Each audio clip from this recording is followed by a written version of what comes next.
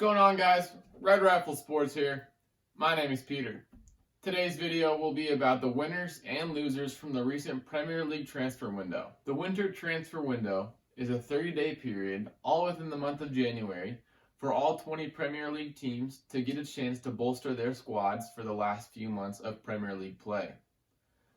Now, this transfer window also lines up with the transfer window around the world, so you'll have players being loaned out and sold to clubs from all over the world. Now, in today's video, we're going to be looking at the winners and losers in the Premier League.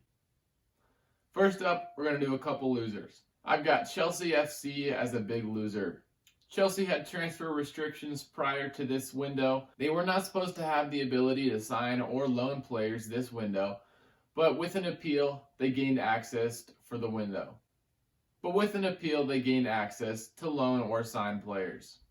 However, they did not make any big moves. They're sitting at 4th place right now. However, many hungry teams are right behind them looking for a Champions League spot. They still have a couple holes in their team, so with a tough fight ahead of them to finish in the top 4, Chelsea didn't really make any new signings. However, like I said, they've had many young players come up and play well for them. Next loser I have is AFC Bournemouth. Bournemouth is in a tough relegation battle. Currently, they sit at 16th place, just a couple spots above the relegation zone. They have failed to score goals all year long, as well as an old team in general, just shows that they might not be cut for the Premier League. Teams in a relegation fight should really use the winter transfer window to bolster their squad, fill a couple holes, to improve their squad as much as they can before the last few months of Premier League play. However, Bournemouth failed to do this. They'll be playing with the same squad that they have been all year, basically. So as a result of this, I see them as a loser for the Premier League transfer window. And to finish off the losers, I'm actually going to do 3 teams all at once. We have Norwich City, Watford, and West Ham. Those are the 3 teams all in the last 3 spots, all due for relegation. As I said previously, a team at the very bottom of the table is going to look to use the winter transfer window as a time to really make some signings and push forward to get as many points as they can to avoid a relegation. However, all 3 teams failed to make any big signings, failed to fill holes. The biggest signings between them, we see Watford bringing in Ignacio Pussetto and João Pedro. Ignacio being from the Italian side Udinese and João Pedro from Brazilian side Fluminense. We also see West Ham re-signing old goalkeeper Darren Randolph. And in my opinion, if your biggest signing is re-signing an ex-goalkeeper, I don't see you going very far. Lastly, Norwich City brought in a couple midfielders from the German Bundesliga, one being Lucas Rupp from Hoffenheim, and the other Andre Duda on loan from Hertha Berlin. 2 good midfielders that can create, but besides Teemu Pukki, the Finnish goal scorer for the Norwich side, I don't see many other Norwich players stepping out to put the ball in the back of the net. Obviously, to get points in this league, goals are needed. And that's why I see Norwich, West Ham, and Watford all failing in the transfer window. They failed to get goal scorers. While they may have gotten some creators in the midfield, none of them addressed their goal scoring problems or problems at the back. Now, before I get into our winners for today, I'd like to mention a couple other teams that weren't necessarily winners or losers, but because they're either big teams or made a couple big moves, I'd like to mention them at least. First off, we have Arsenal FC. A team that has been plagued by a leaky defense for years now. 2 signings they made were both for defense this window, which is a good start. However, one of them was a right back, Cedric Soares, the right back for Southampton. He's a well-experienced right back. He plays for Portugal and has many caps under his belt. He's on the older side of his career. However, his experience should help. The thing I'm confused about is that arguably one of Arsenal's best players this year, Hector Bellerin, is also a right back. New coach Mikel Arteta could have a couple things up his sleeves. He's had Ainsley Maitland-Niles and Hector Bellerin both move up the pitch and be part of the attacking force for Arsenal this year. Now, Cedric Soares is sound defensively, isn't the greatest going forward, so I guess we'll see what Mikel Arteta has in store for this. Their other signing being Pablo Mari, a Brazilian center back. He's on the younger side, obviously no experience in the top 5 leagues around the world. However, at center back, he fills the hole that they need. And with the 3 main center backs of Arsenal being David Luiz, Mustafi, and Socrates, their form has been bad all year, so we could possibly see Pablo getting a starting spot in the squad pretty soon. Another team worth mentioning is Tottenham. They fully signed Giovanni Lo Celso. He's been with their team for the first half of the year.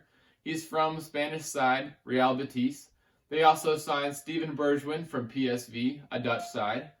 And then finally, they brought in Gedson Fernandes, young, promising Portuguese midfielder from SL Benfica. After firing Pochettino and bringing in Jose Mourinho, Spurs will be looking to make a push forward into the top four. They currently sit at 6th in the table right now. They'd like to make a push into the top four like many other teams right around them. Can we see Bergwijn and Fernandes help them make this push? Let's find out. Now on to our winners. First up, I have Aston Villa. A bit of a dark horse to be called a winner. They brought in Pepe Reina, a goalkeeper on loan, as well as Mbwana Samata, a striker from the Belgian league. Pepe Reina brings more than just his big, world-renowned name. He brings experience. Both Reina and Samata fill very needed holes. Main striker Wesley and main goalkeeper Tom Heaton both had very serious injuries about a month ago. Now these injuries will put the squad back. However, the new signings will hopefully fill those holes. Not very flashy signings from Aston Villa, but they did what they needed to do in the winter transfer window, and they'll be looking to gain more points as they're sitting in the 17th place right now. Hopefully these two signings can push them to the mid-table. Our next winner is Everton. They rejected an £85 million bid from Barcelona. Everton being bold and rejecting this huge offer from Barcelona really shows their ambition going forward. With new manager Carlo Ancelotti, don't be surprised if you see them working their way into the top four within the coming years. Next team is Manchester United, my personal favorite team. Now it's kind of hard to call them a winner, as the Bruno Fernandes signing, that might be up to £100 million with a couple add-ons, is so long overdue. Creativity in the midfield, and just a new face. Now obviously it's still a big signing, so it's important to call them winners. They also address a need at striker. They signed a Gallo from the Chinese Super League. Once he went to China from Watford, he kind of fell off the face of the earth.